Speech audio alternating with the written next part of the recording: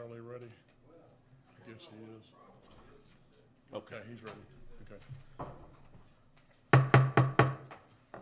We will now call this Dickson County Planning Commission meeting to order, August 12th, 2021.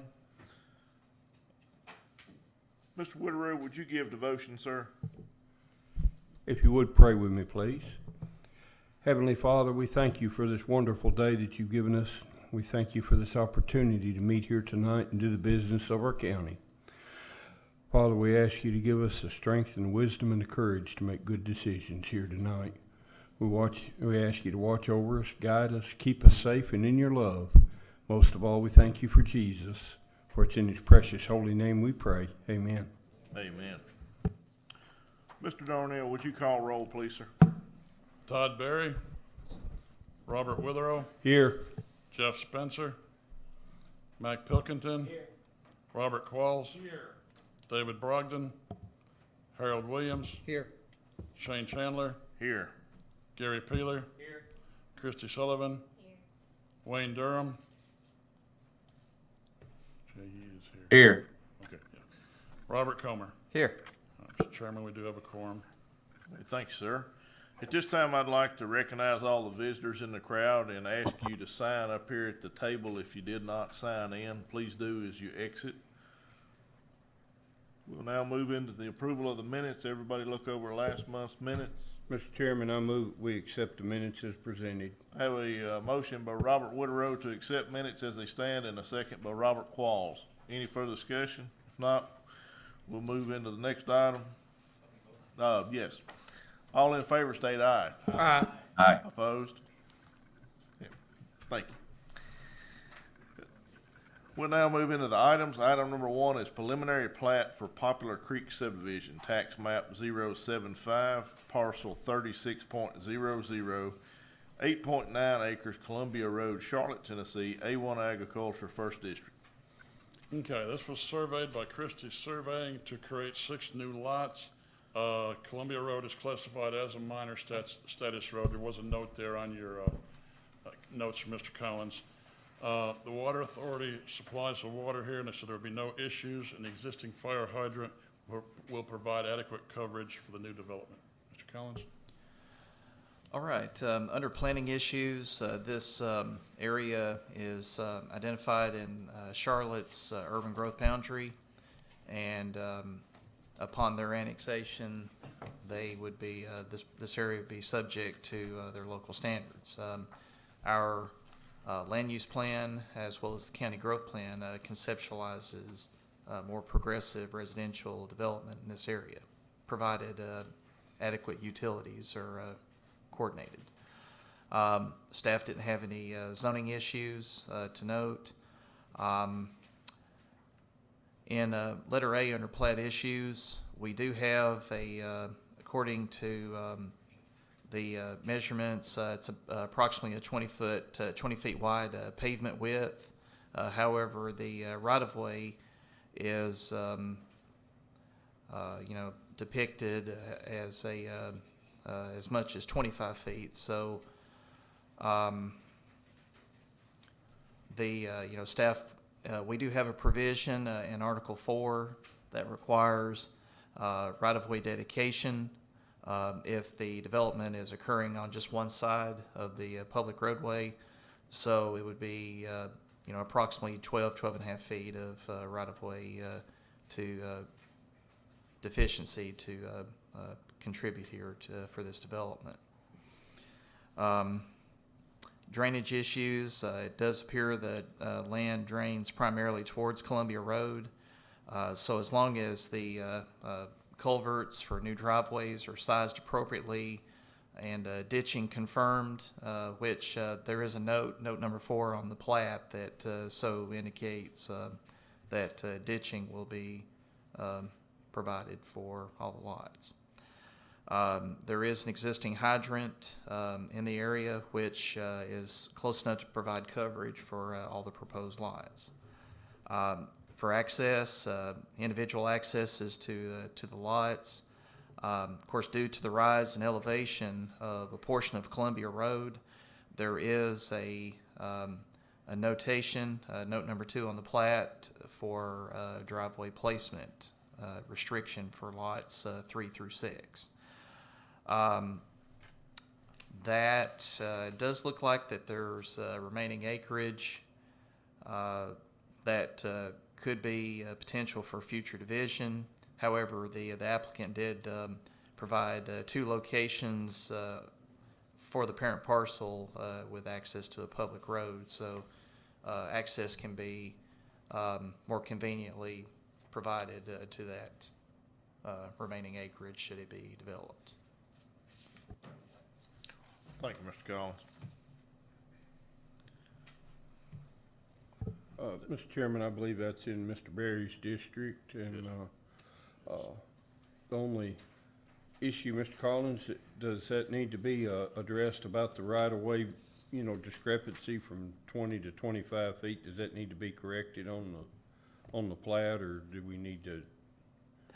Well, for addressing the deficiency, we have, at least the Planning Commission has taken action before to approve a plat contingent upon addressing an issue like that by identifying right-of-way dedication along the frontage of those lots. So I would make a motion that we accept that with that note on the dedication of the right-of-way to be corrected. We've got 25-foot dedicated from center line on this. You do? Yes. Okay. It is. We're dedicating the right of way as shown. Oh. 25 foot from the center line? Yes. Yeah. Okay, Mr. Collins, is that adequate? They're giving their half, but they're not giving enough in absence of other development across the road to make it a true 50-foot right of way, from what I'm understanding. They're only required to do the one side, since they're only developing the one side. Yeah. Okay. So that one side is all they have. Correct. Then I would second, given that clarification, I would second Mr. Witherow's motion. Yeah. Okay, have a motion by Robert Woodrow to approve, Yes. and a second by Robert Qualls. Any further discussion? If not, all in favor state aye. Aye. Opposed? Okay. We'll now move into item number 2. Preliminary plat for TD Equestrian Acres subdivision, tax map 131, parcel 5.14, 17.13 acres, Spencer Mill Road, Burns, Tennessee, A1 Agriculture, 6th District. Okay, this was also surveyed by Christie Surveying to create 13 new lots. The Water Authority, you'll see there from the email from Michael Rogers, has no issue supplying the water. There are 3 existing fire hydrants, but 2 more will be required. At this time, we've not received any notice of surety on them. Mr. Collins? All right, let's see. I guess starting from the top, under planning issues, this property does lie within the urban growth boundary of the town of Burns. And the Dickson County growth plan, as well as the land use plan, does conceptualize more progressive residential development in this area with proper infrastructure. No zoning issues. The Spencer Mill Road does have the adequate right-of-way width as well as 20 feet wide pavement width. So I just wanted to point that out just for your information. Let's see. Under drainage, there is a notation about properly sized culverting for the new driveways as well as ditching. That is so noted and on the plat, and that should carry over to the final plat nonetheless. Let's see, hydrants have already been covered. For access to the lots, there's note number 3 that indicates lot 6 and lot 10 have notes for restricting driveway placement from intersecting roads due to Spencer Mill's status as a minor arterial.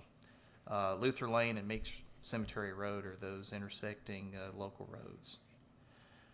So there does not appear any potential issues with line of sight distance in staff's opinion. Let's see, that leaves, of course, this, is frontage lots that are being created. So there's remaining acreage with a parent parcel and ample locations for access to a public road. So for any future division, they should have the potential to provide suitable access back there. That's all we got. Thank you, Mr. Collins. And that is the 6th district, Mr. Brogdon's district.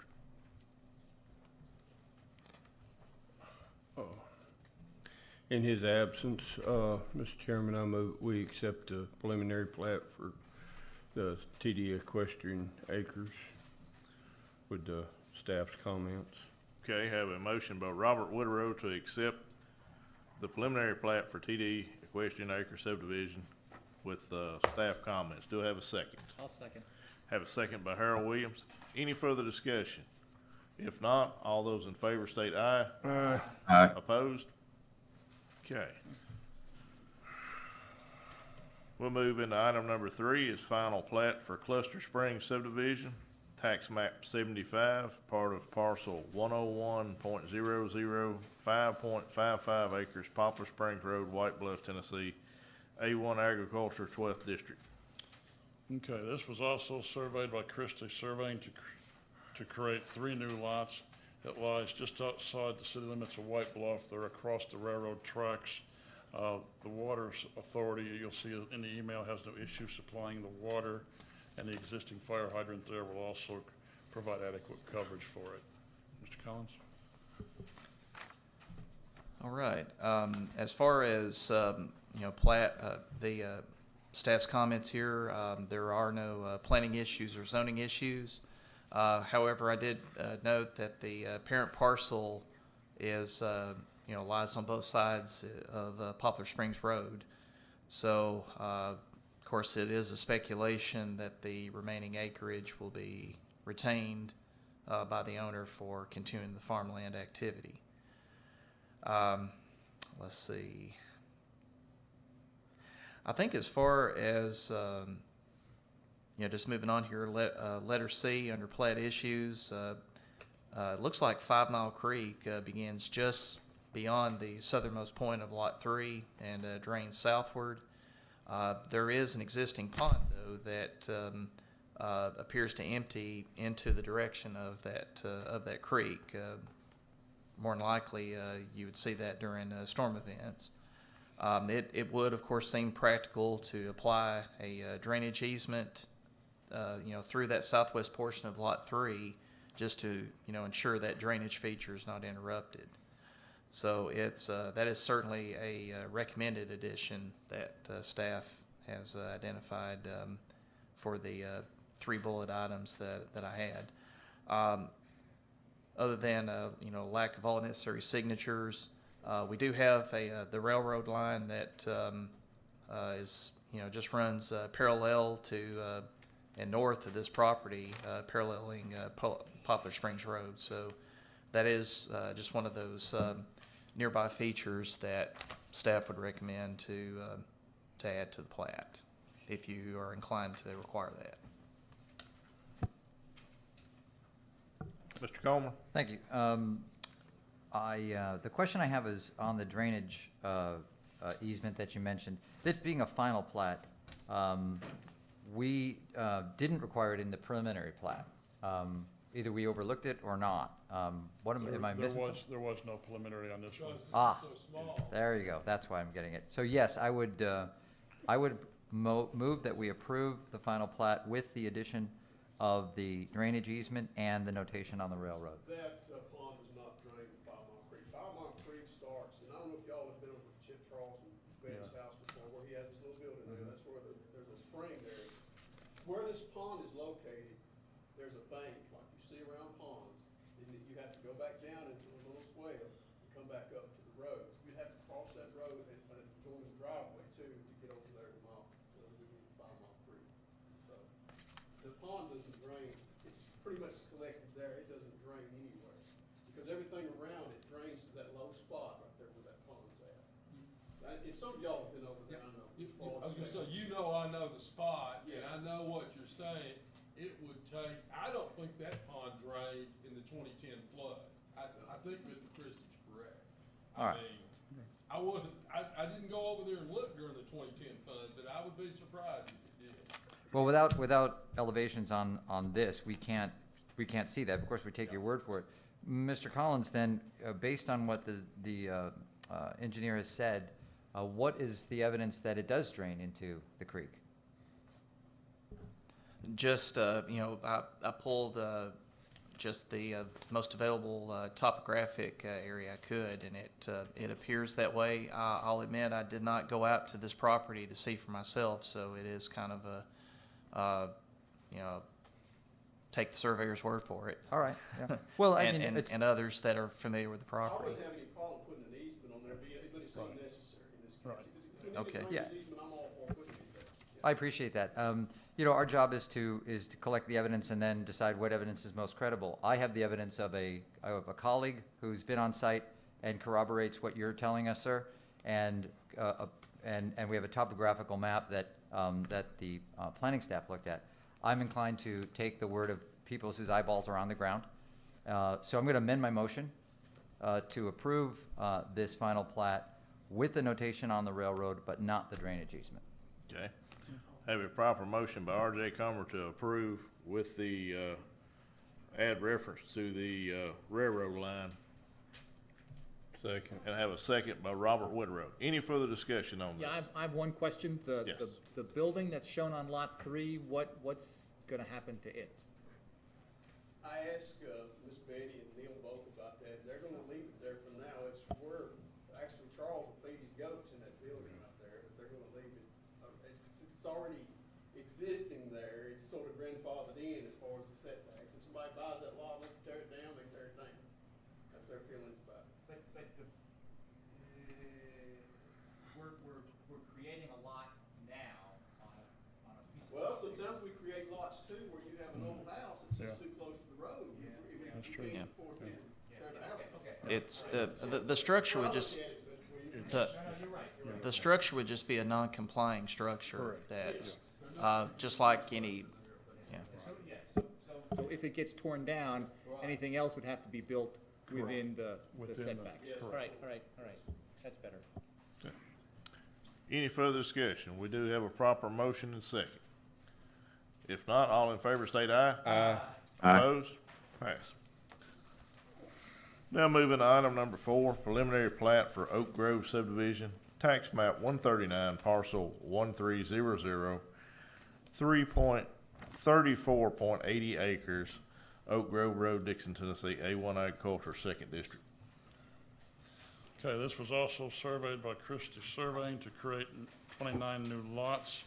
You see it does, the development will be on both sides of the road. Currently, public water is not available, but the owner has paid the water authority to extend the water line and place the 3 new fire hydrants as required by the county requirements. Mr. Collins?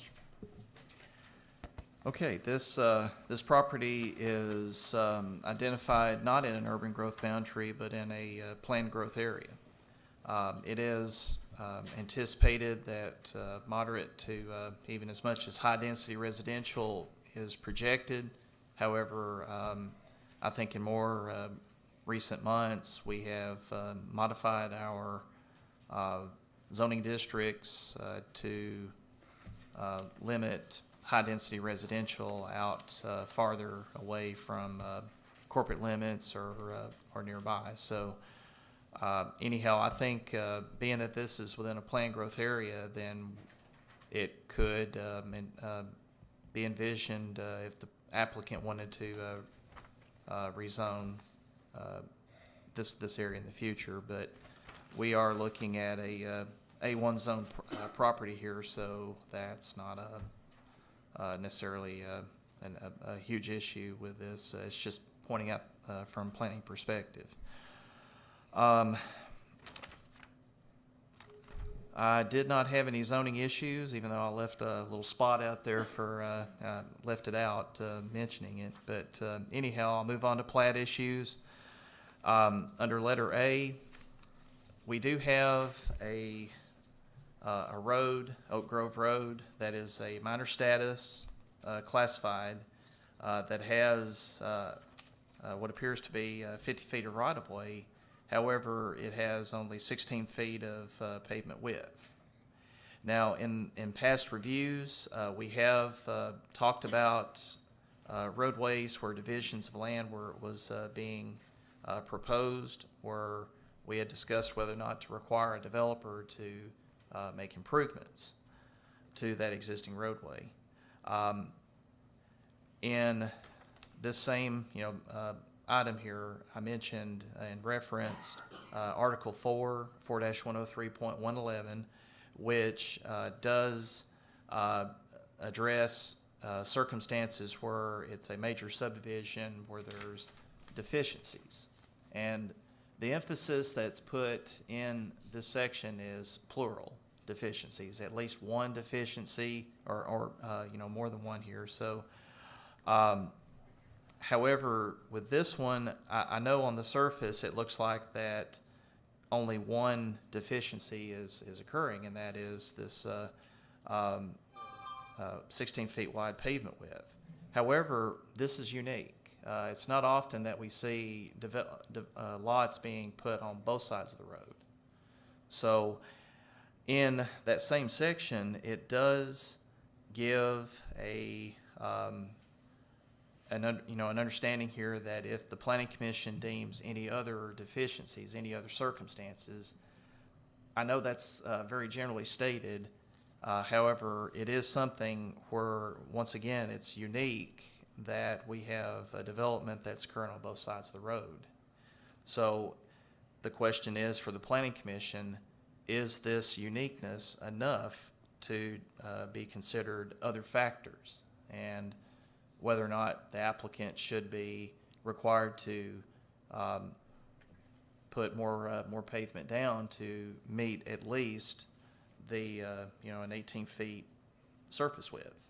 That is a question for y'all to consider, or hold to that. Only one deficiency is evident, and then that's not enough to require improvements to be made. So I'm sure we'll get to that, back to this discussion in just a moment. But I'll go ahead and hit the other points here. Drainage, the land appears to drain in multiple directions. And note number 5 on the plat does reference properly sized culverting and ditching. So it is, certainly a reoccurring notation here that we're having ditching being confirmed will be properly installed. So that leaves us with, of course, 3 new hydrants have been proposed. Mr. Darnell's already touched on the developer has put up the funding to extend public water to this area. And that leaves access, which there's note number 4 on the plat that confirms distancing from the nearest curbs for multiple lots. So I'll end right there and Thank you, Mr. Collins. Mr. Collins, going to 4-103-111, I want to tell you sort of how I'm reading it, and I want to get your response to that. I read 4-103-111 as saying that it's written in a strange way, but essentially all major subdivisions shall not be constructed or approved that have access solely to a road that is deficient in one or more of the following. But that doesn't mean we can't approve it with conditions. And this section is about, you either deny it on this basis. In fact, you must deny it if it meets this criteria. But I think what you're suggesting is we have the option to approve it with a condition that the road be widened to 18 feet, a minimum. And I think that condition doesn't necessarily have to meet the criteria of 4-103. I think we have the discretion to just require that widening, do we not? in staff's opinion, I believe that you do have, that this could be a reasonable condition to apply here. Okay, thank you. That's, at least that's my interpretation, and we'll just go from there. That makes two of us. One more question on Romanet 5 under 4-103-111. It's the exception. It said subdivisions with more than one outlet to other county roads not deficient may be credited as a reduction of waiver of one of the deficiencies. Is there another county road that this subdivision has? Yeah, Lucas Outlet to- Road, it's within the 1,500 feet, and it's the right size. Oh, I see it. So Yes. it's within 1,500 feet of the road that this fronts on. More than one outlet to other county roads. I got it. Thank you. That's all the questions I have for now. I'll let my other colleagues weigh in. Mr. Woodrow, do you have a comment or question? I just, this was Walker Betty's old farm, being all cut up since they passed away. Kids are settling it off. And what I see here too, not only is there, 29 lots here? Plus all of the other remaining property, which tells me that there's going to be several more home, and they may be cut up in 5 or 10 acre tracts or something, but there's going to be several more, homes in the future placed out here. I know that road out through there. I can remember when it was, just a little more than one lane of gravel. It was a good it was a nice dark road on a Saturday evening, but we won't go any further on that. But anyhow, I'm like Mr. Comer. I'm sort of tending to believe that I think out through here the road should be improved as part of the approval of this subdivision. Okay. Well, we've got a circumstance here, Mr. Chairman. Yes, sir. Where man obviously is very interested in making proper investment to do this the right way. He's running a water line at expense of several $1,000s. And the cost of doing what we're talking about, I don't think it's unreasonable investment to be asked to be made. And again, we're not asking him to build a 50-foot wide highway. We're asking him to do something where we won't be ignoring one of our own rules to approve this development. I think this is responsible development. I would not like to see this body turn this down, but I also don't like seeing us ever unnecessarily waive our own subdivision rate. So I say that we should amend approval of this to include with the required stipulation of upgrading the road as has been previously discussed. Make that your motion, Robert. Got any, okay. Make it your motion. Okay. Yes. Yes, I speak. Uh, Certainly, I wanna hear. you wanna go ahead and put your motion on, see if we get a second, or? If we get a second, then we'll see. Yeah, well, you. All right, I do have a proper motion. Okay. And a So, well, second. I do have a proper motion and a proper second by Robert Quall's motion, Robert Woodrow's second. And, now we'll go into discussion. Yes, and I know that the number of lots may sway some people's idea about, some members' ideas about this, but the way I look at it, it says it has to be deficient in more than one area. And it is deficient in that one area, that it is not 18-foot wide, but it meets all the criteria. So what we're gonna have to require, I'm not requiring, excuse me, what I'd like to see is for you to tell me in planning and zoning regulations, subdivision regulations, where it doesn't meet that. So I can take that back to my client and say, here's where we don't meet the requirements, but we do meet the requirements in my opinion. Mr. Christie, it says more than one other county road. No, Does it not? it lists One 5, other county road? it lists, More than one is what it says, more than one discrepancy. David, how do you interpret it? The one discrepancy is the size of the width of the road. We know that. Any other county road is an adequate outlet. Any other one county road? Lucas Lane is 18 foot wide. Okay. If you go to section 5, that gives you that to cover that, but it's strictly up to the commission. I'd like to weigh in it.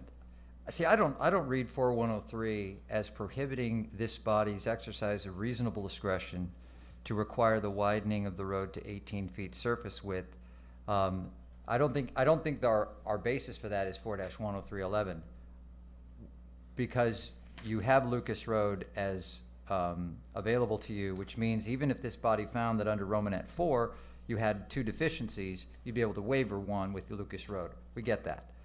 I think that this body has the discretion, and staff has agreed, that based on the facts as presented, we have the reasonable discretion to assure safety for the public by requiring a widening of this road to 18 feet. Why?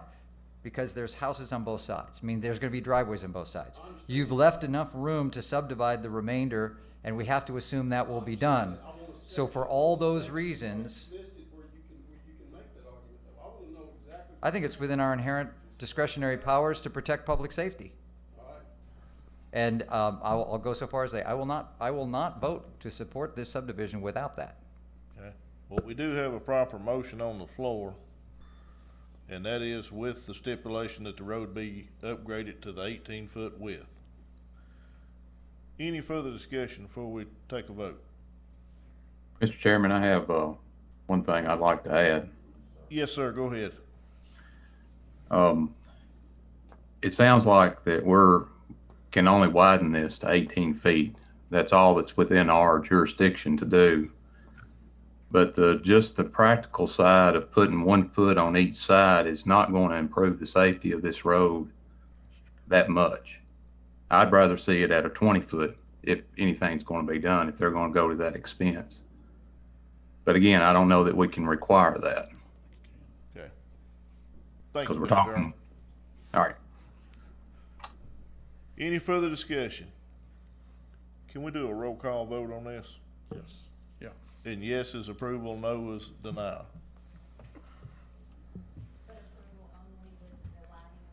With the stipulations that was put in the motion, with a minimum of 18 foot.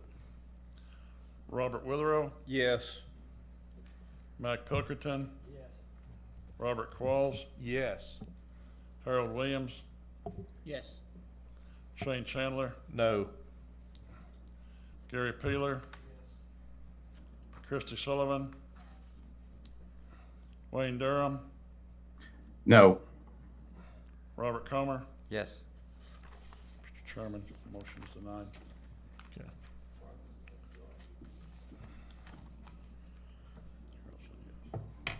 Anybody wish to make a new motion?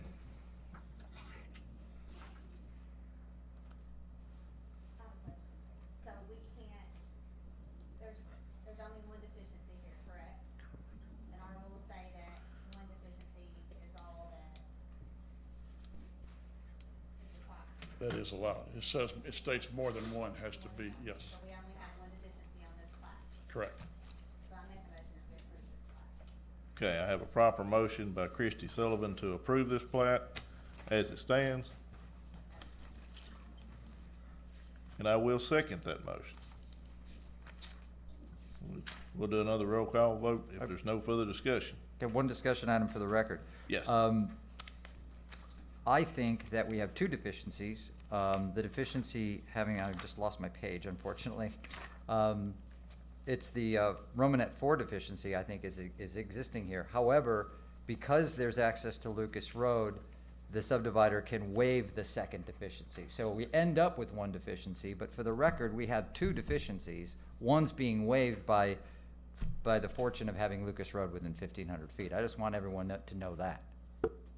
I would agree to you, but by Lucas Road waiving that still puts us at 1. That's where I'm wavering. But, any further discussion? We do have a proper motion and second on the floor. If not, let's take a roll call vote, please. Robert Witherow, No. Mac Pilkington. Yes. Robert Qualls. No. Harold Williams, No. Shane Chandler, Yes. Gary Peeler, Christie Sullivan, Wayne Durham, Yes. Robert Comer. No. Motion fails. Okay. Well, I guess this is a question I really need to ask legal. Where do we take it from here? We have to come up with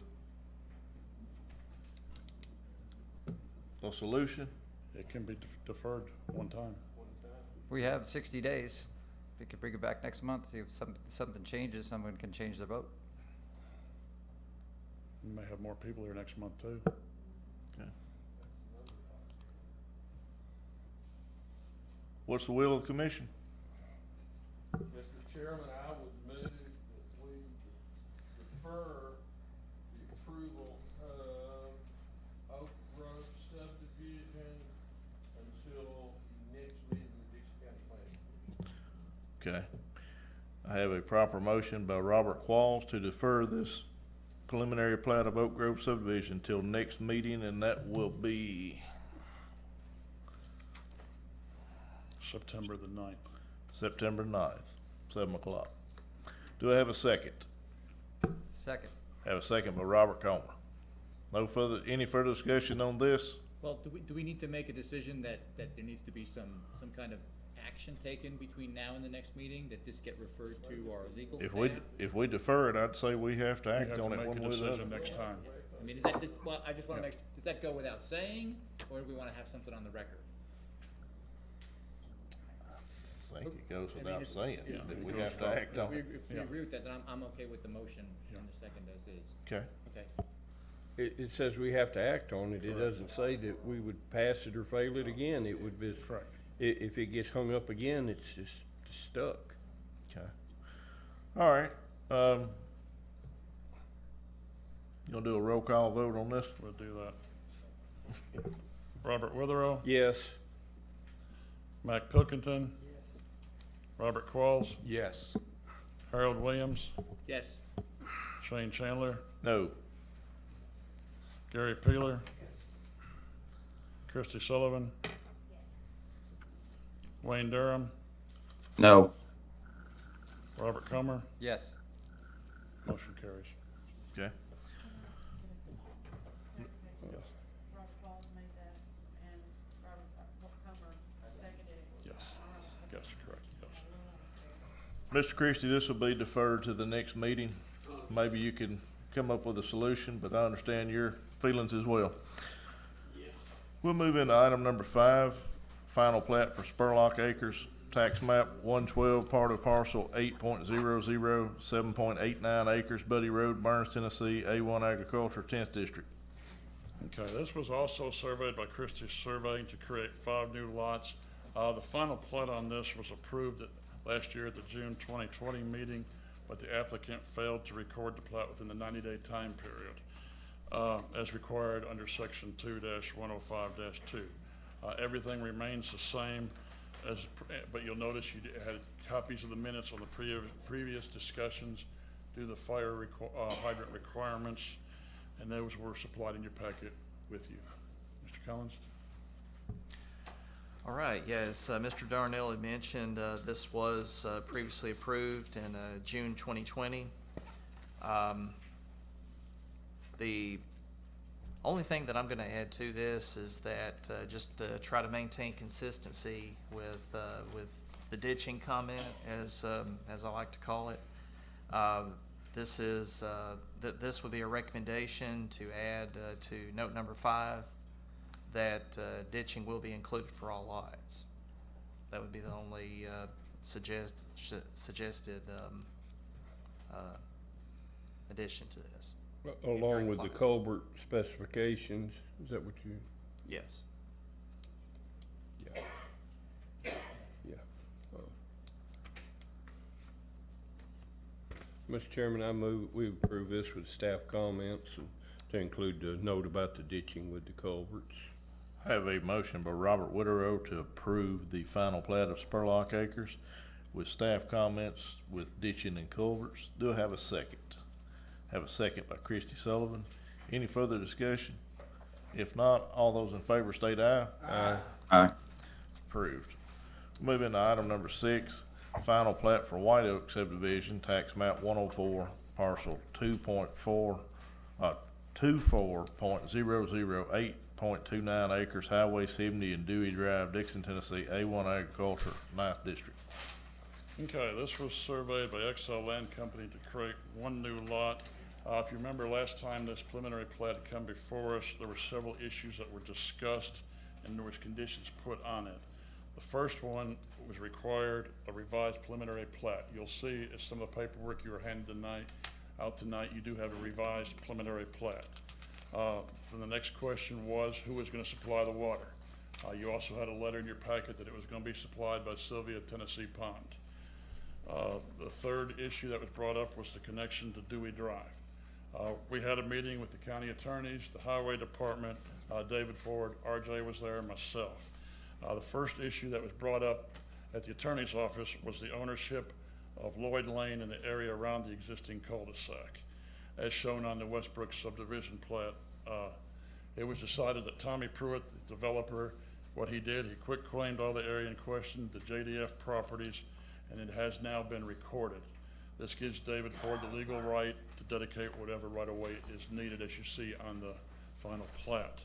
The second item was also the size of the existing cul-de-sac.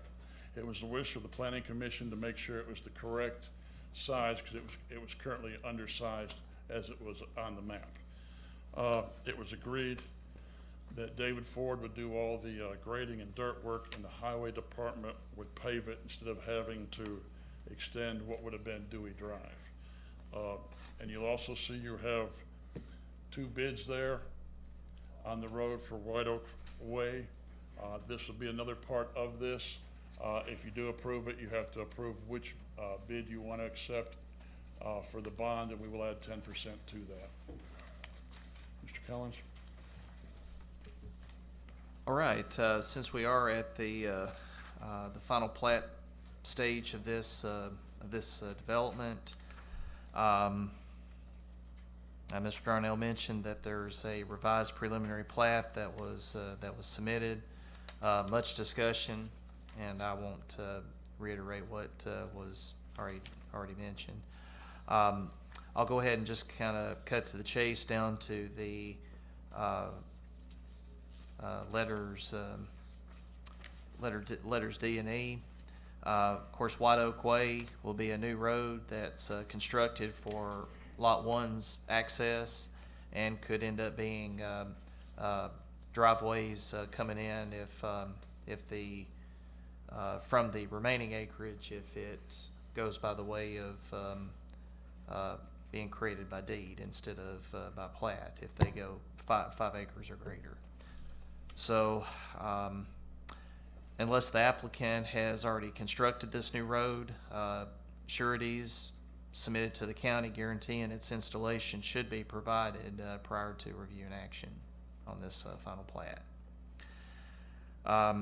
Let's see, I think that just leaves the 4 bullet items that staff identifies. Of course, all the necessary signatures, confirming sureties for construction of White Oak Way. Of course, that 1 bullet item about the revised preliminary plat, that's been confirmed. So let's see. Adding a note that the driveway culvert for the new lot that's being created to be sized by the county highway department and including the ditching detail. So that's all the comments I got. Thank you, Mr. Collins. Mr. Chairman, do we need to take up the bond issue as a separate issue? Or? Yes. Yes, we'll need to accept whichever bond estimate we want to go with. Well,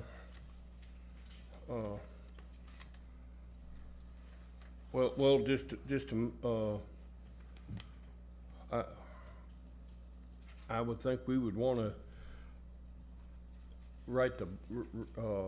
have the surety for the more expensive one and plus 10%, And then if a contractor decides they wanna use someone else, as long as it meets the county's, specifications, it doesn't, it doesn't matter who, That is what correct. what the actual final cost is, as long as it's less than what the bond would be. So I would lean towards that we would, look at the $78,069 plus 10%. Okay.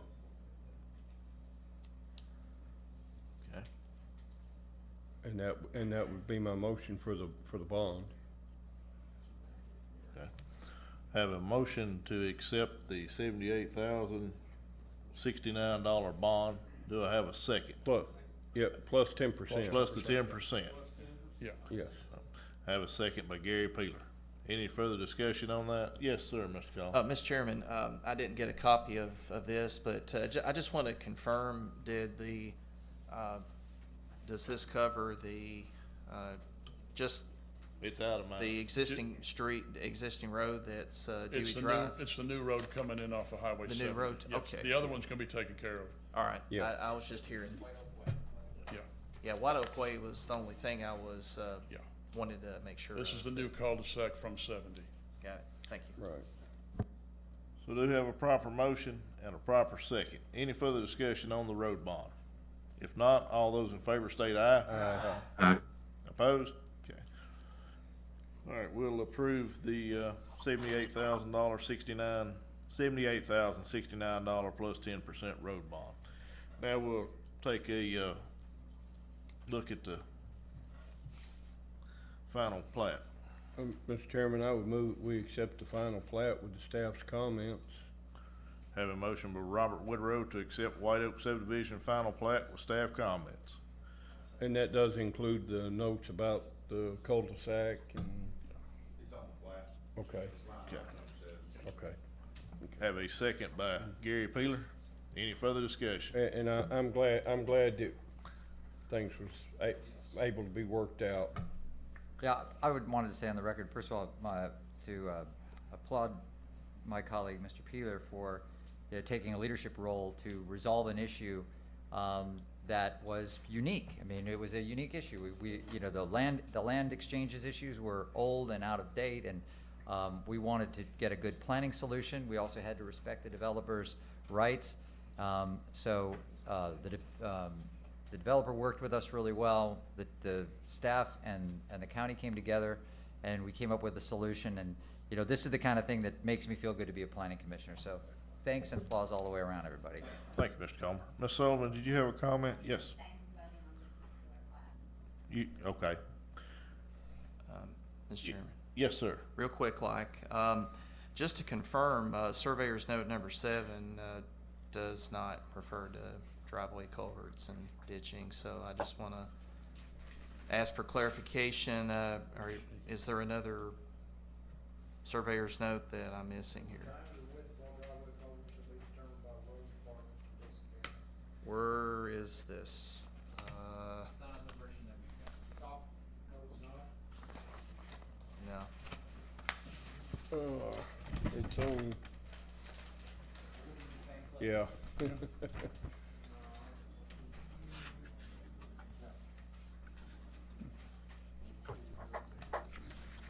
Okay, Okay, thank you. okay. So it's number 7. Hey, Ron, I did tell him. New number 7. The new number 7, okay. Yeah.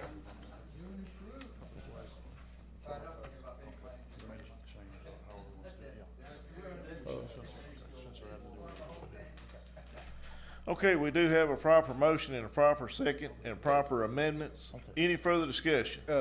Clarification, Mr. Brenner, that the map that the plat that you have is what is filed? Correct. Okay, Well, it's not filed yet, okay, okay. Okay. All those in favor state aye. Aye. Aye. Opposed? And Ms. Sullivan is abstaining. The motion carries, yeah. Okay, motion carries. Item number 7, final plat for Barrett Eugene Properties at Walnut Grove Road Subdivision. Tax map 91, part of parcel 3.12, .03 acres, Walnut Grove Road, Dickson, Tennessee, A1 Agriculture, 9th District. Okay, this was surveyed by Exile Land Company to create 3 new lots. This area is also serviced by the Sylvia, Tennessee City Pond Utility District. There is a 4-inch main line which we'll be able to supply, and there are no fire hydrant requirements. Mr. Collins? All right. Just, starting, this is a minor plat, so Walnut Grove Road's considered a minor status. The county growth plan has this area in a planned growth area for moderate residential development, provided adequate utility infrastructure. Let's see, moving on to, there's no zoning issues. Now, one thing I will note as far as plat issues, letter A, is that Walnut Grove Road has a 50-foot right-of-way. The pavement width's only 16 feet. However, this is a minor subdivision, so there's an exception per our current standard. This that current standard applies only to major subdivisions with deficiencies. Let's see, 4-inch water line by Sylvia Pond. Let's see, remaining acreage is there with the parent parcel for potential for future division.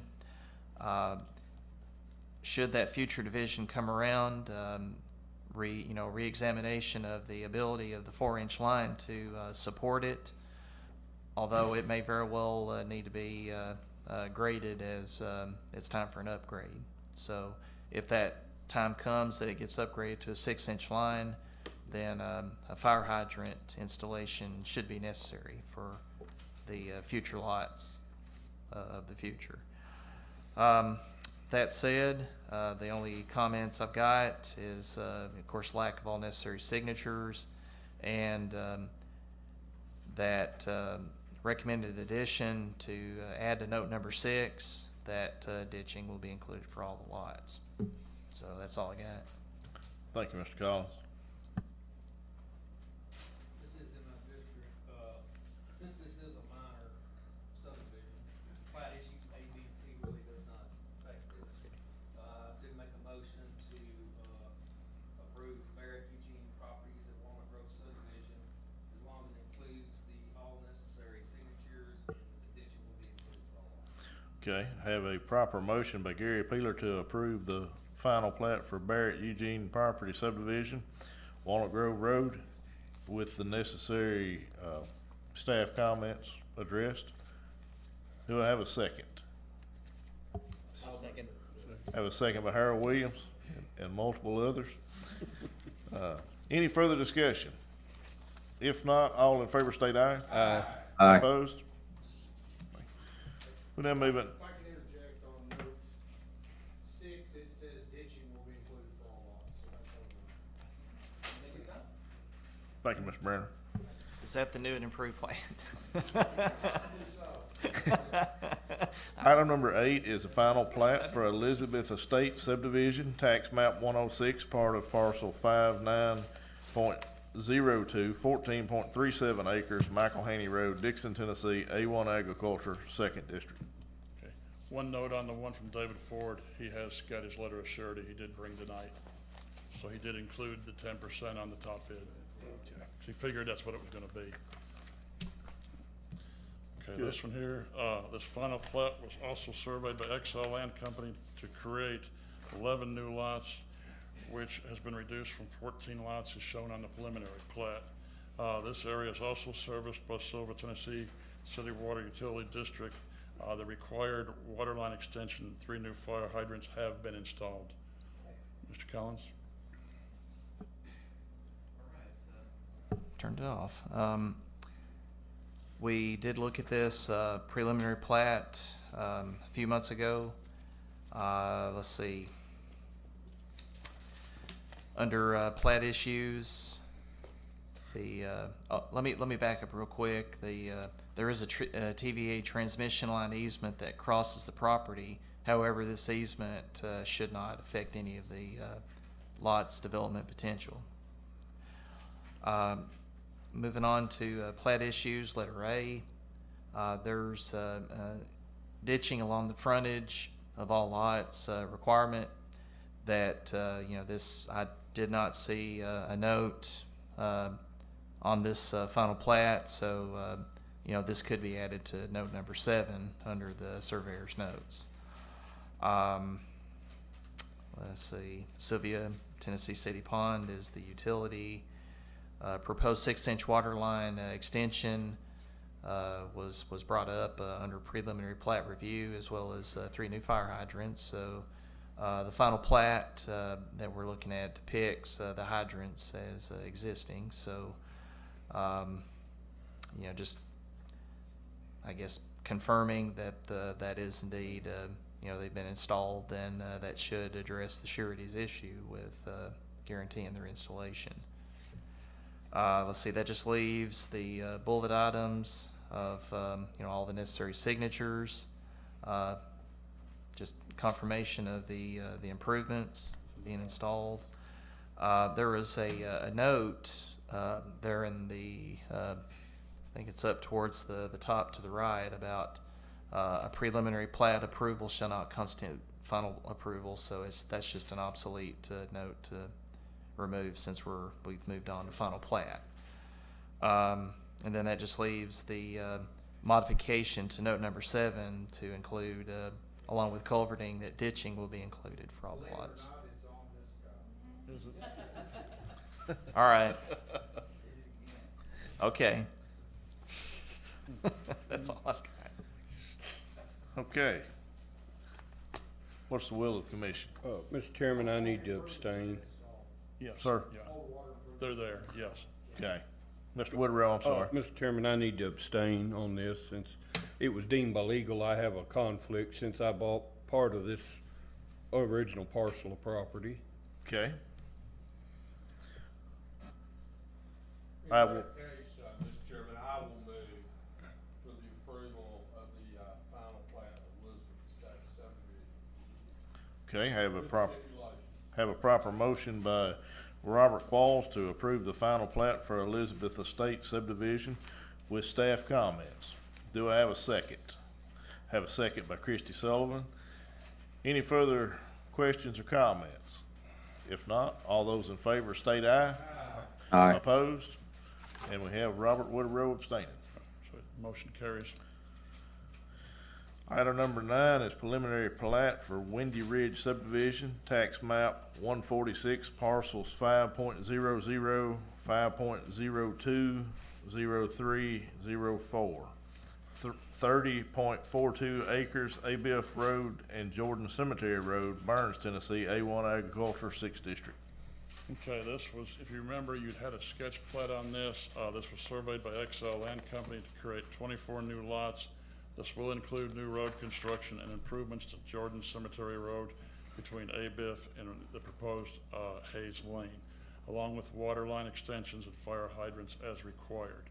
No public sewer is available in this area, and the developer is also aware a mailbox cluster may be required with the Postal Service. Mr. Collins?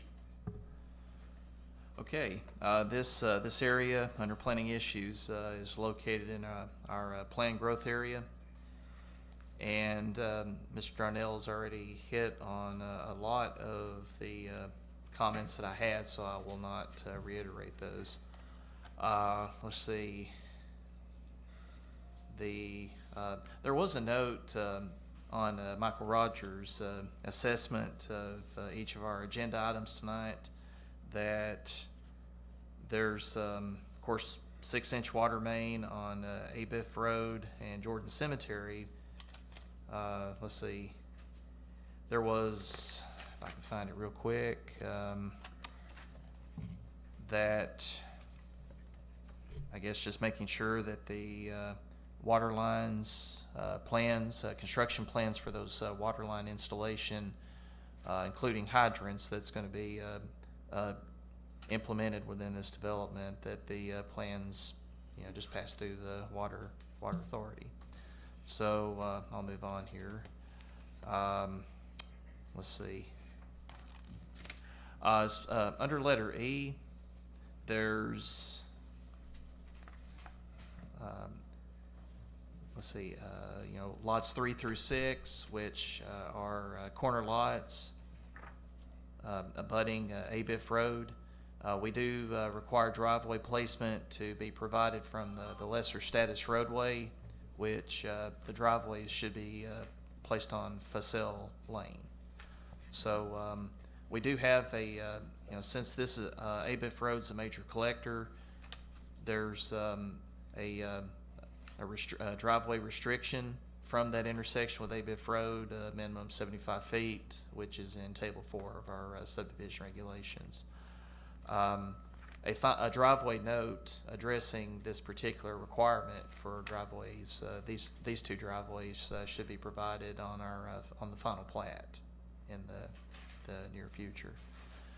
That only leaves the comment under letter F, preservation of natural features, and I'll note that this is was brought up during sketch plat review, that there was a concern about the about preservation efforts for natural features on an existing parcel that's to be envisioned for a major subdivision. So in Article 4, we do have a provision for preserving irreplaceable assets that can add value to the subdivision's design, which includes existing trees. So, the preliminary plat step is where this preservation efforts to be examined and considered. So that's certainly one particular line item that should be addressed on a preliminary plat, is providing tree preservation details. Other than that, there were recommended notations to show the water line location and the sizing that's to be extended into the development, and adding to note 6 about ditching.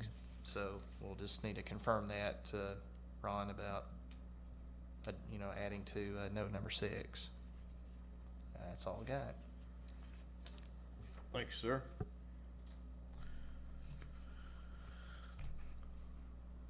We do not have a representative for the 6th district.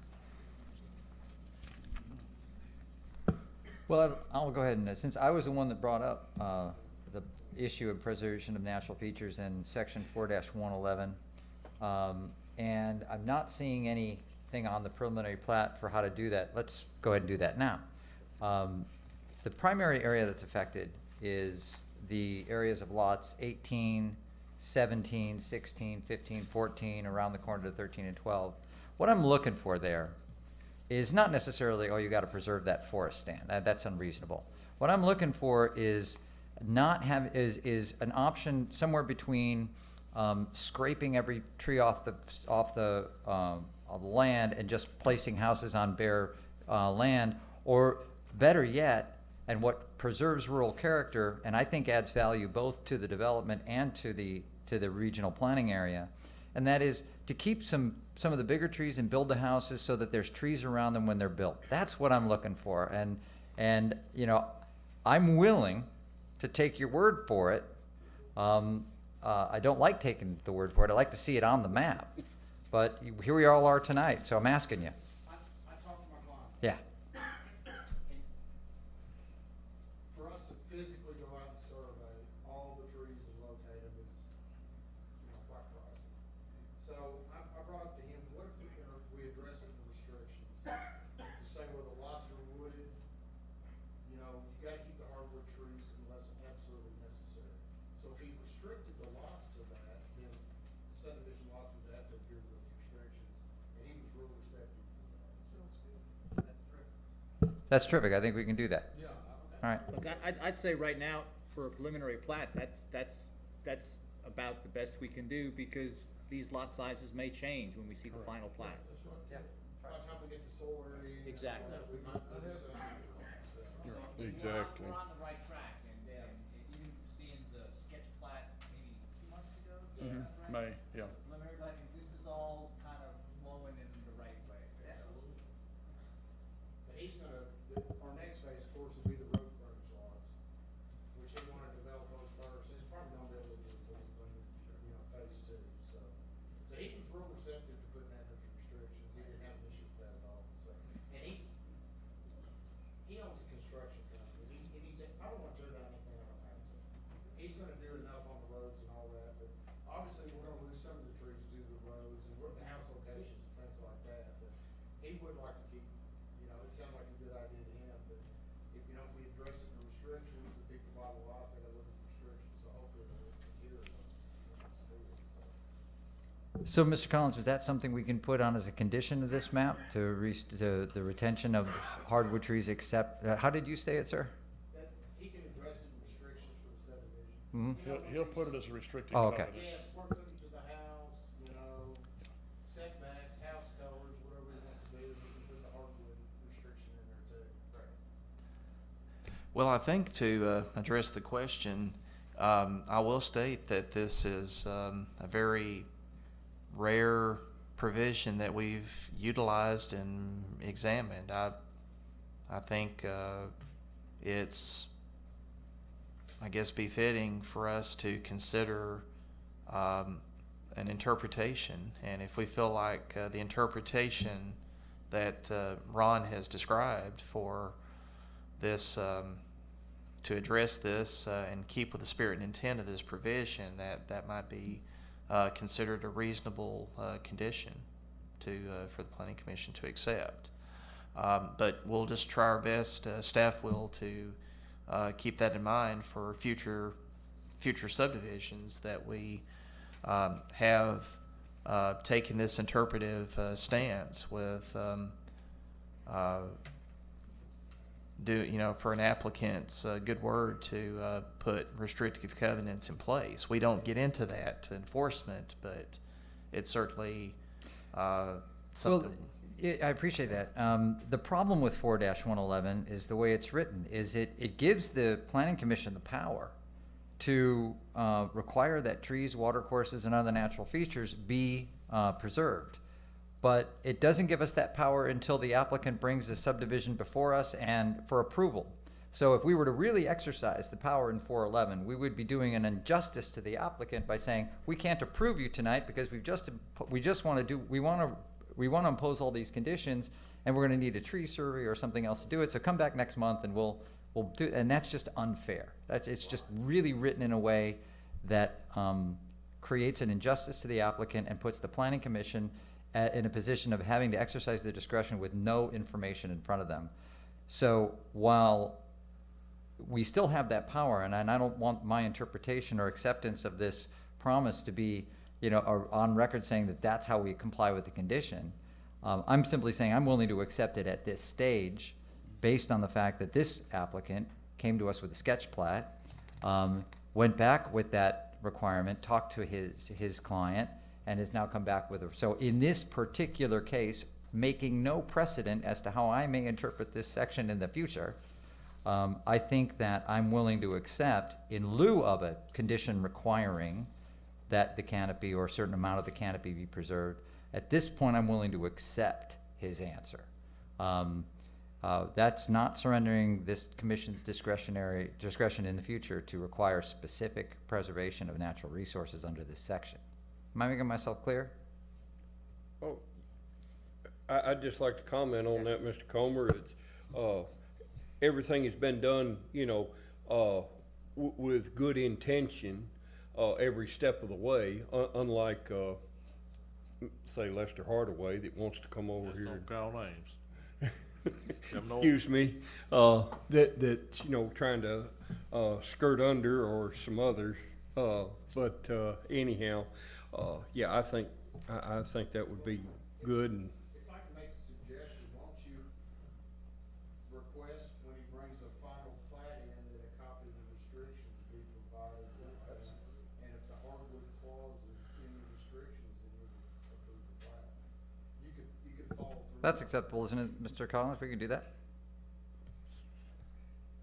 Well, if we're going to take initiative to revisit our subdivision regulations, then we might as well revisit this section and show that we're going to modify it and do something a little different as a policy going forward. Yeah, I mean, it's no secret that the working group that's working on revisions to the subdivision regulations has 4-111 on its list of things to be revised. So that's partially is that if the planning commission will likely be given the opportunity to revise 4-111 in the near future here. But we're in the here and now. Yeah, we're in there now. And Yeah. we've got a client that needs an answer tonight. And I think this is, like I said, it's an effort in good faith. Let's just accept it at face value. That's what it is, and let's move on to voting on this preliminary plat. That sounds like a motion to me.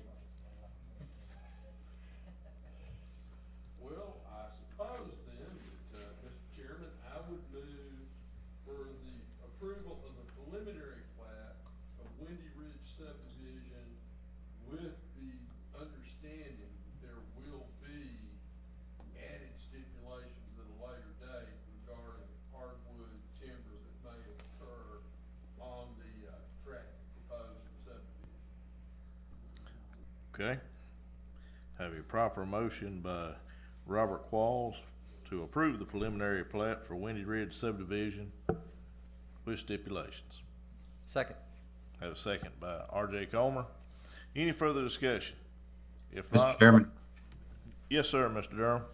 I have a question for Mr. Darnell. Given the magnitude of roadway infrastructure that's being proposed here, have construction plans been included with the preliminary plat? No, they have not as yet, no. Okay, are those in progress, or will we see those one They day? have to have all that for the final plat. Okay, all right, good enough. Wayne, that'll be on phase 2. Whenever we start building roads, that'll be the loop, be phase 2, so we'll have all the plans when we do that. Did you hear him, Mr. Durham? Barely. He said all that would be on phase 2's plat. Okay, very good. All right, have a proper motion and second on the floor. All those in favor state aye. Aye. Aye. Opposed? It passes. All right, we'll move into other business. We've got the traffic study guidelines. Okay, the guidelines were developed by the Planning Commission Work Group, and they have been reviewed and approved by the county attorneys. This includes amendments to both the zoning resolutions and subdivision regulations. A vote to approve it will forward this to the county commission for a public hearing. Thank you, Mr. Chair. The working group on the traffic study guidelines was formed, for those of you that may not have been a member of the commission at the time, and some of you might, just for the member of the public and the record.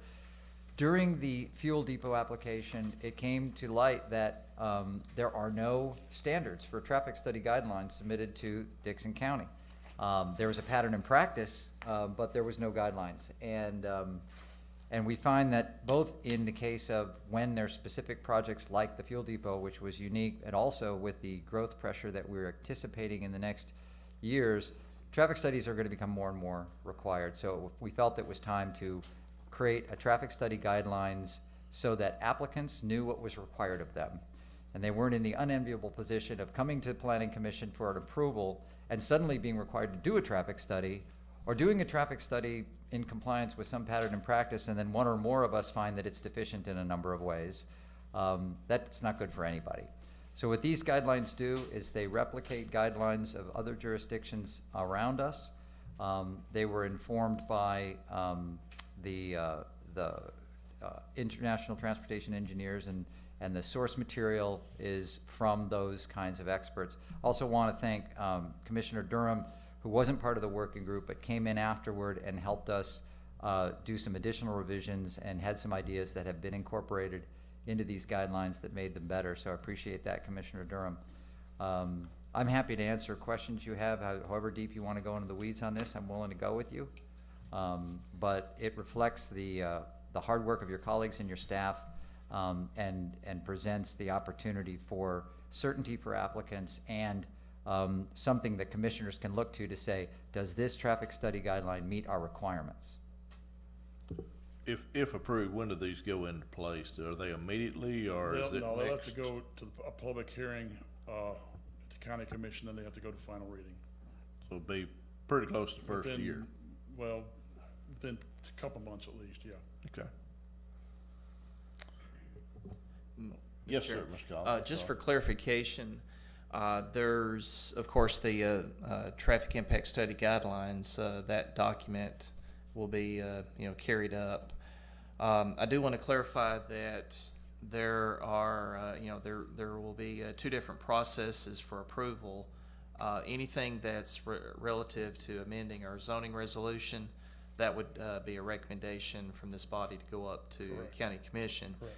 There's one provision Subdivision. page that's subdivision regulations.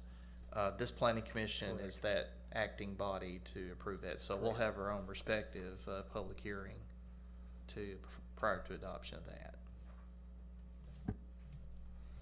Okay. No. Yeah, well, that's. What part, are you questioning the public hearing part of it? Yeah, If it's an amendment to our subdivision regulations, the Tennessee Code gives the planning commission the authority to adopt and amend the subdivision regulations. So Right. if there's that one provision to reference a traffic impact study for subdivisions of, X number of lots, major subdivision, then that before a resolution to amend the subdivision regulations is adopted, we have to have a public hearing, which, just formally opens the floor up. It's an adequate notice and, the newspaper. If no citizen, if citizens don't. That's new. I mean, that hasn't happened with any subdivision What? regulation that's been amended. no, that will Okay, go well. for the zoning, I it understand will. with the zoning regs, that's all. Right. Yeah, Well- I'm not taking issue with your position there, Brian. I don't know whether a public hearing is required or not for this body to adopt an amendment to the zoning or to revise the zoning regulations. But since the zoning regulations are a legislative act, I can understand why that might require a public hearing over everything else we do. But I honestly don't know. I'm inclined to, Okay. you know where I stand on public hearings. I tend to like getting the public involved, and although I am in a minority position on that. I'll be glad to go back and tomorrow and look at the Tennessee Code and make sure the statute reads exactly the way I just described it. If it's got any kind of nuance to it that it's not required for a county planning commission, then I'll let Dave know. Do you think the Tennessee Code has changed recently to include that? No, that's been around a while, about public hearings. I know municipal level planning commissions definitely have to do it.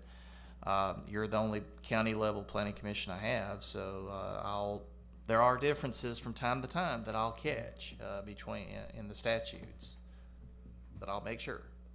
Typically, my experience on the county commission has been when we have public hearings for such items, there's very little discussion on them, and so I wouldn't, whether it's required or not, I wouldn't be opposed to it going to, being considered in a public hearing setting during a county commission meeting. So then what is our process tonight? Do we need to adopt the Hey, honey, traffic what study you think? guidelines or just wait until it comes back to us for the subdivision? No, I'm. Okay, well, as far as the, anything like the traffic impact study guideline document, that along with the amendment to the zoning resolution, that can go on up by a recommendation. Huh? Yes, yeah. That part, yes. The subdivision regulations amendment should not go up. It stays. Stays here, correct. Yeah, that part. So again, I'm happy to answer questions from my colleagues on the guidelines, but if there are no more questions, I'm ready to make a motion. Okay. All right, I move that we, I guess, recommend approval of the traffic study guidelines requirements for amendments to the zoning code and move that to the county commission. And that's set forth in your package. And do I need a separate motion to adopt the guidelines, or are we doing, is all in one? Probably do too. That's the question I was gonna ask. I mean, it seems to me, and I don't know if this is Robert's rules or whatever. Yeah. It seems to me we would want to adopt the traffic study guidelines as a, or As one item. adopt or approve or whatever. Recommendation of approval Yes, of the yes. And then I think we ought to work on To the forward the zoning subdivision regulations. regulations. I'm gonna withdraw my motion till we know exactly how to do it. Yeah, I'd say we separate them, cause we're recommending yeah. one to move forward, Right. and then we take action on the other one solely. Correct, so you would do it as three. That's Yes. what I'm thinking, Whatever. yeah. In what order? Whichever order you wanna start this. It don't make no difference. First motion to approve and adopt the traffic study guidelines. And send it forth to the county commission, or, I'll second. okay. Have a proper motion by Robert Comer to, adopt, this body to adopt the, new traffic study and send it forth for county commission approval. Seconded by Harold Williams. All those in favor to send this forward? Mr. Chairman, you know, when we do it for the recommended county commission change zoning, we do it for roll call. Roll call. Yes, sir, sorry. Yeah. You're right. Is that one too? Yes. Let's do roll call. Robert Witherow, Yes. Mac Pilkington. Robert Qualls. Yes. Harold Williams, Yes. Shane Chandler, Yes. Gary Peeler, Yes. Christy Sullivan, Yes. Wayne Durham, Yes. Robert Comer. Yes. Chairman, motion carries. Thank you, sir. Okay, Second motion is to approve and to approve and recommend approval by the county commission the proposed amendments to the Dickson County zoning resolution relative to the traffic study guidelines. okay. Have a proper motion by R.J. Comer. Do I have a second? Have a second by Robert Woodrow. We'll do a roll.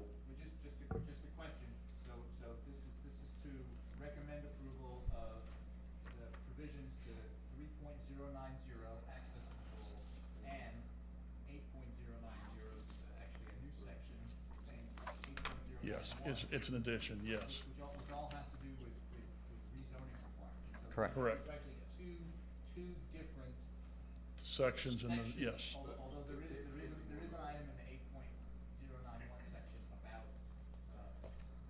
about the need for a traffic study. So Correct. they are connected. correct. Okay, so we're gonna lump all three of these into this one motion. No, Well, there's the two two. rezoning sections in the book that will be changed. Okay, is everybody clear as I am?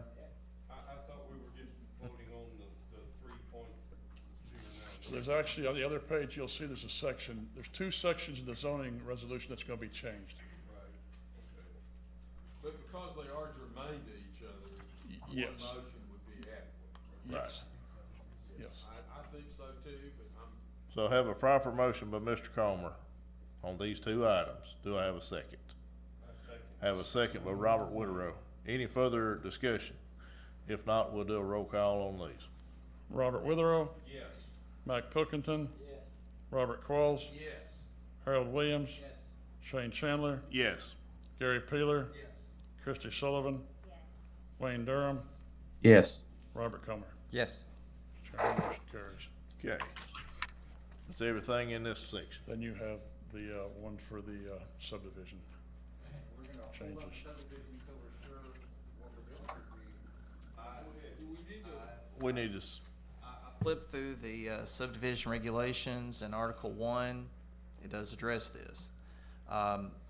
Before the adoption of any amendment to these regulations, a public hearing thereon shall be held by the Planning Commission as required by Title 13, Chapter 3 of the Tennessee Code. At least 30 days notice in a newspaper general circulation. We haven't amended our subdivision regulations since 2007, so that's why it's been a while. so does that mean we need to defer this till next month and post it for 30 days? I would recommend, yes, this one. 30 days Yeah, It won't make it, it may not be then until no, cause we'll, Are you saying the public hearing will be with this body, or will it? this body. it will be just this body. And the October meeting will be the proper meeting. Yes. Right, but there won't be enough time to get it in the paper, no. So So we we'll will end not up be able to being take November. action. Yeah. So we'll just put it on the October. Not in September, but I mean, I think at least theoretically, we could have the public hearing in October. Yeah, we can. We can't post it 30 days, there's not enough time to get the deadline in the paper to put it 30 days in advance. That's what I'm saying, not in September, Right, but in October. yes, yes, yes. Do we need to authorize Mr. Darnell to spend the money to buy that ad in the paper? Let's let Amtrak finish that comment. Sure. Yes, sir. Go ahead, I'm sorry. I think, and somebody who knows the rules better may correct me, but if this is on the schedule for October, appropriately, we could have the public hearing and then also vote on it at the same. Yes, Yes, absolutely, long yes, yes. As long as we get our 30-day posting. We'll work on getting it in the paper as soon as possible, but it makes it 30 days for October meeting. Does anybody object to Mr. Darnell posting this and having it on October meeting? Do we need to take action to? Yes, Yeah, well, I move that we, put this on for a public hearing in our October meeting, Okay, for these, zoning changes. have a motion to, add this to our October meeting with a 30-day pre-date right. Second. notice. And a proper second by R.J. Coma. Any further discussion in this matter? If not, all in favor state aye. Aye. Opposed? Okay. Okay, next thing is partial road closure for McClurkin Road. Okay, the property at the very end of McClurkin Road was recently purchased by Dennis Phillips and his wife. And they're part of the Soggy Dollar Farms group. It'll be a while before they move here, and they'd like to put up a fence and a gate to keep people out. You'll notice in your packet, you had some pictures. The highway department come out and measured it. And as you see, it goes all the way up to the house, and you have a little area to turn around. What they would like to do, most of the road is a good asphalt paved road. If you cut off the 110 foot that is the gravel, they're gonna build a new turnaround that's about 5 times bigger than what there currently is. They're gonna gravel it. The highway department is, this has said this would be just fine with them. Right now, there's no school buses that go down there, but you don't know what the future's gonna be. And if you vote to approve this, this will go forward to the county commission for the closure of the last 110 feet. This is where Mr. McClarkin, many years ago, had his little Indian rock museum, right? Yes. I was first there well before I was NADA. We need to do this. Yeah, when you look at the picture, it goes right up to the front yard. I mean, it's, I remember his house and the Yes. little building and everything, and we need to do this now. Is that a motion? It will be if you need it to be. yes, yes. Mr. Chairman, I would move that we recommend to the Dickson County Commission closure of the last 110 feet of McClurkin Road past the end of the asphalted surface. Okay, I have a proper motion by Robert Qualls for the partial road closure of McClurkin Road. Have a second by Robert Woodrow. Any further discussion? We'll do a roll call vote on this. Yes. Robert Witherow, Yes. Mike Pilkington, Robert Qualls, Yes. Harold Williams, Yes. Shane Chandler, Yes. Gary Peeler, Yes. Christy Sullivan, Yes. Wayne Durham, Yes. Robert Comer. Yes. Mr. Chairman, motion carries. Thank you, sir. Mr. Comer, did you have anything else to comment? Yeah, real quick, I talked to some of you earlier before the meeting, and that is simply to say that as the working group that's working on revisions to the subdivision regulations and some proposed revisions to the zoning code, neither of which have been updated in a really long time, I talked to you about doing a working group together, so that we bring that package before you, we can focus on it, not an agenda item for action, but just for an opportunity, everybody read it, comment on it, tell the working group what you think. And the question for you is when you would like to do that. The options are, we could schedule, well, if you would like to do that, if you would like to do it, we can do it on a night before our regular scheduled session. We can do it on the same night as our regular scheduled session, either before the session, or we can do it as an item after our regular scheduled session. All three of those ideas were brought by one or more of you. So I just want to get a sense from you what you would like to do if we did a working group and when you would like to do it. We have several items that are gonna require some extensive discussion. One of them is, if, everybody look at this Elizabeth Acres, and that's one that, it kinda, got under my skin and caused a little problem, but, these triangle lots, and that's one of the things that we're gonna address on this, and also the 4-to-1 ratio, the lot sizes and all. So this isn't gonna be a 15 or 30-minute meeting. We need to have, couple hours anyhow, to go over, like I said, we've got several changes that we're looking at and gonna require some, discussion. And I recommended that we would meet just on a night separate from our meeting night, so that, we won't be encumbered with a meeting, that we won't be under a time constraint, per se. I'm not opposed to that. Either come early, stay late, but if you think it's gonna take more time than that. There's gonna be, and we're looking as well from others, not just myself and Mr. Comer or yourself, Shane. We're looking for input, because I know there's bound to be some things that you have seen that have happened in your areas, in your districts, that, have hit home, and you realize that, these items, we passed them because, it met some criteria, in our zoning regs. And since this fuel depot, fiasco that we've had to endure with lawsuits and everything else, everybody's a little edgy on this stuff. And I think we need to clean up some things, and put a little more grit and a little more bite in some of our regulations. So, I would recommend that we meet on we normally meet the second Thursday night. We could either meet the first or the third Thursday night if, what would, does anybody have any conflicts with that? I mean, if shoot a date out there and we're apparently, I'm assuming that what you're saying is we really want to publicize this and get maximum public input from the general public and not just our own wisdom on this.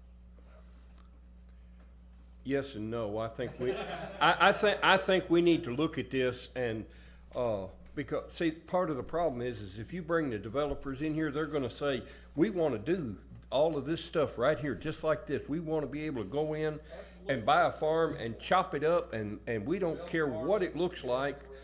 We want, we wanna build these 1,200 square foot houses, as many of them as we can cram in there on a 12-foot wide road, and then get out of Dodge. Okay? This is what we're facing, okay? Here's what I'm hearing, and what I recommend is that we still have a lot of work to do in the working group. We've got some drafting to do. We've got to get it over to the legal eagles and get their eyeballs on it. I don't think we have to wait for the legal team to bless everything before we have a working group session. But what I'm gonna suggest is, let the working group session spend the next month getting all of the pieces together and ready to present. And I think that next month we need to nail down a date for a working group session on it. That'd be my recommendation, based on what I'm hearing. okay. Everybody okay with that? Yeah, I think we can just informally say that's the right move. Yeah, we don't have to take proper action on this. This is just No, discussion. this is, but, Okay. so we will be meeting again the 9th. Yeah. Early, and, I promise I will be on time. Well, I will, say this, Mr. Collins is fixing to discuss with us training dates in October, so probably we'll need to do something next month if we're gonna do something with that. Okay, well, we can meet the 9th, and then there's, 5 Thursdays in September, you know, we might look at maybe the 23rd. Would everybody, Be 2 weeks after the next. would everybody be kosher with the 23rd of September to meet right here at 6 or 7 o'clock and be? I'm probably out for any date in September. Okay, well,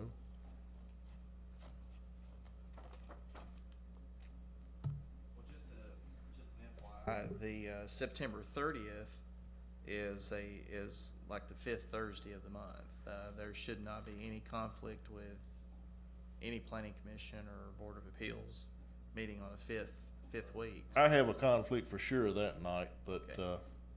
are you on call, or? I'd rather not say. Okay, I can tell, I'm not gonna put. I will work in any other night, but I definitely have a conflict that night.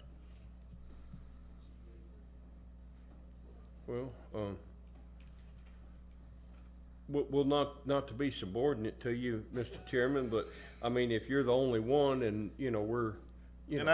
I can tune in remotely with my phone. And you know what, you know what we've been discussing and what you wanna say and what you wanna see changed. You can just, cause I mean, this, He's talking about the annual training. right. Oh, okay. We've switched over to that. Well, Oh, or whatever, yeah. I thought you were still talking about the huddling up, Well, the workshop. What, were you referring to training, or was you back to the, No, I was still talking about the okay, organization. so Mr. Collins was referring to Okay. to the revisions. I don't think we have to pick the date for the working session tonight. I think we now have gotten enough input from the Right. members that are here, knowing that there are members that are not here that are very interested in this item. Commissioner Berry, Commissioner Brogdon, Commissioner Spencer as well. I think what we need to do is come to our meeting in September with some dates that were available, and let's set that date at Yeah. our meeting in September.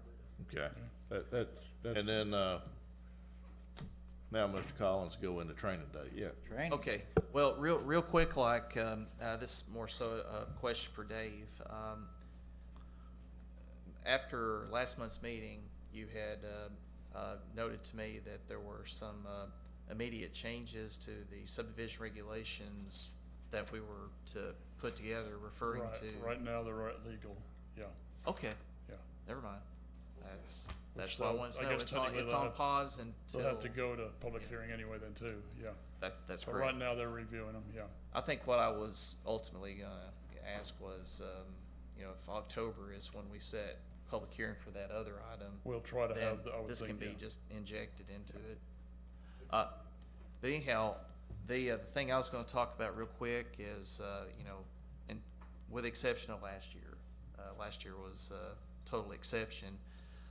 We have, for several years, put together a countywide training session where we have City of Dixon, White Bluff, Burns, County, Charlotte. We even invite McEwen. We've had members from Cheatham County, Ashland City come, and as far as Coopertown and Ridgetop, I believe. There were some dates that I kicked around with the local staff of all the communities I work with, and it looks like that normally we would try to focus on that 5th week in October. This year, October does not have a 5th week to work with, so it was either looking at the end of September, like September 30th. I feel like we're just a month out, so that's going to be really hard to get a bunch of speakers together and get people committed to that time frame. So I was looking forward to November. In November, we have both Monday the 29th and Tuesday the 30th that fall within a 5th week. So it misses any commitments for commissioners and board members. So if I'll end up following back up with my other contract communities, but does November 29th or November 30th seem receptive to? Either one of those dates is fine with me. All right. I've got Town of White Bluff committed to hosting the training session. They provide a meal at the Bibb White Bluff Civic Center. That's a good venue to host a training session. Fairly spacing to give everyone enough room to sit down, fellowship with a meal and such. As far as that just leaves us with coming up with training topics and speakers. I had shared a list with Dave about some potential speakers to reach out to, perhaps inviting Steve McMillan or the local soils agent with the county to come talk about soils and wetlands presentation, soils interpretation, landscape data analysis.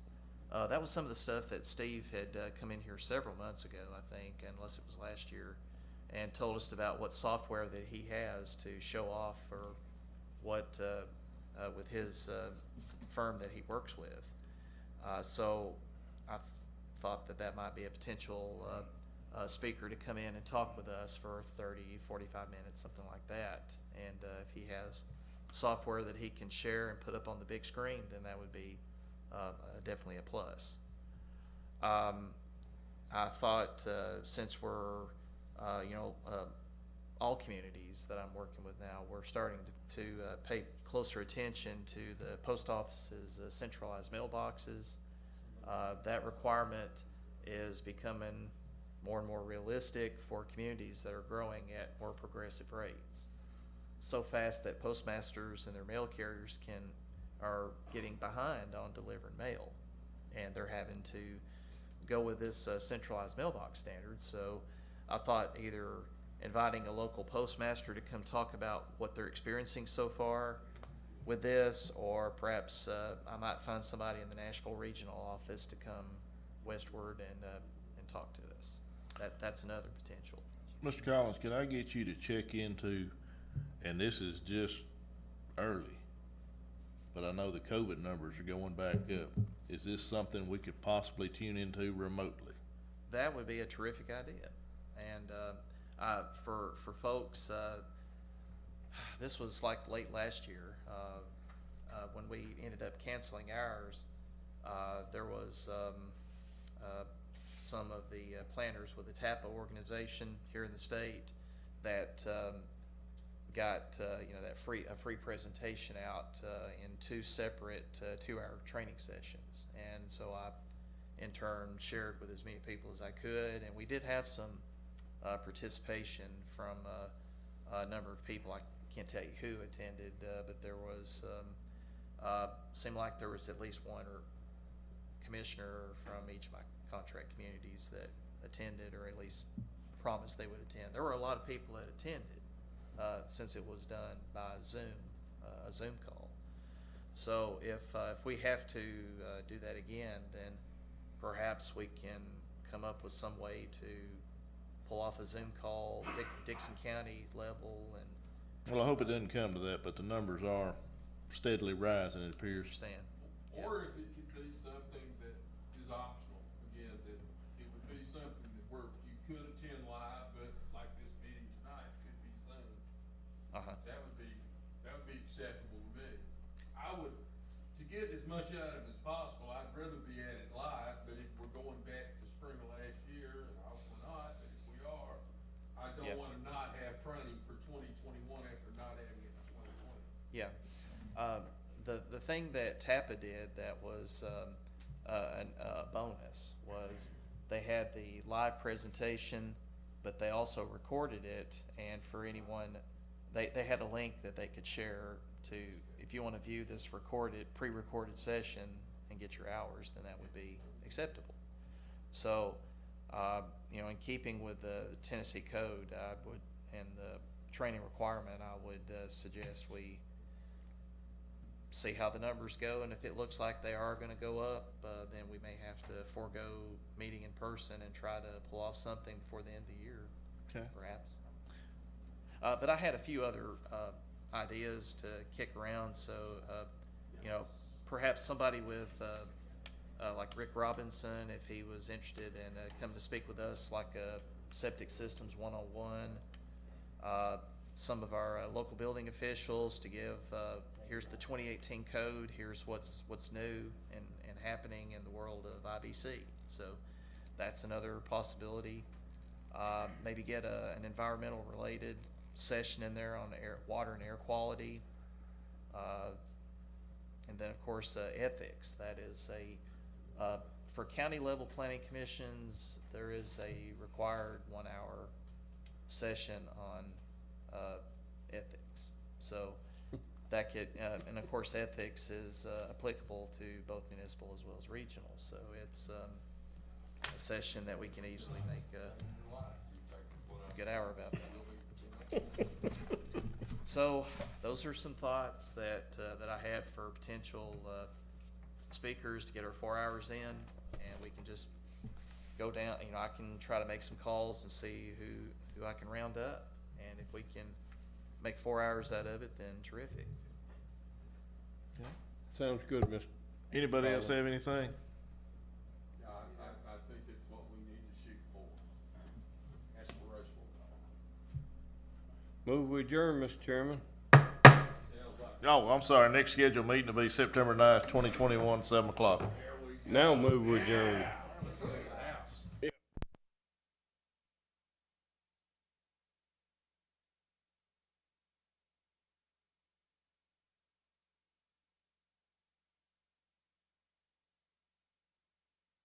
Record.